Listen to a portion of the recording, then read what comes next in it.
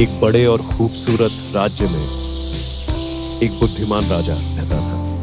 उसके दरबार में कई समझदार लोग थे, लेकिन एक सवाल ऐसा था जिसका जवाब किसी के पास नहीं था। सबसे कीमती क्या है? एक दिन राजा ने दरबार में पूछा, सबसे कीमती चीज क्या होती है?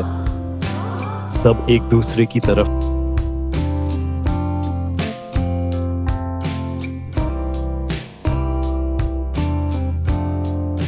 राजा ने अपने सबसे समझदार मंत्री से कहा, कल तक इसका जवाब लेकर आना। मंत्री सोच में पड़ गया, उसे भी जवाब नहीं पता था।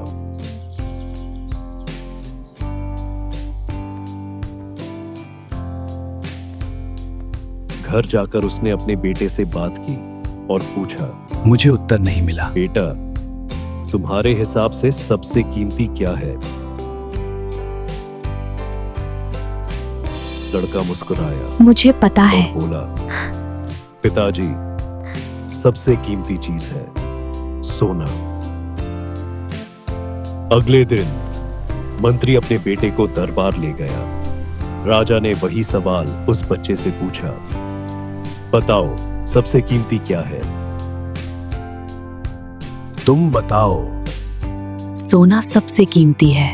लड़के ने बिना डर के कहा, महाराज, सबसे कीमती चीज सोना है।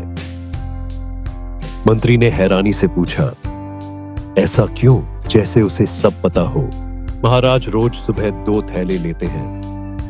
एक में होता है सोने का सिक्का और दूसरे में चांदी का। सोने का सिक्का आप लोगों को दे देते हैं, थैंक यू योर मैजेस्टी। लेकिन चांदी का सिक्का आप अपने पास रख लेते हैं। इसलिए पिताजी, सबसे कीमती वही है जो हम दूसरों को देते हैं। जो दिया जाए वही सच्चा है। दरबार में सन्नाटा छा गया। राजा मुस्कुराए, क्योंकि जवाब बिल्कुल सही था।